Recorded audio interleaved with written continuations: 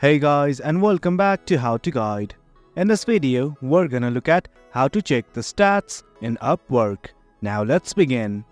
As you can see, I have already logged into my account. In case you have not, do log in right now. In this video, we're majorly focusing on how to see our stats.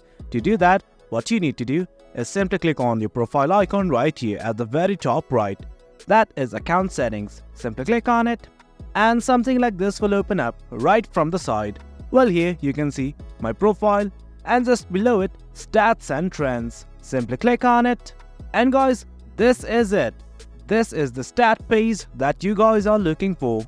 Going to the stat page is as easy as that.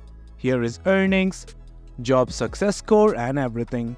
That's it guys, that's how you view your stats in Upwork. It's as easy as that. Hope you guys found this video informative, and for more content like this, do remember to hit like, share and subscribe. Your support fuels us. Until next time, thank you.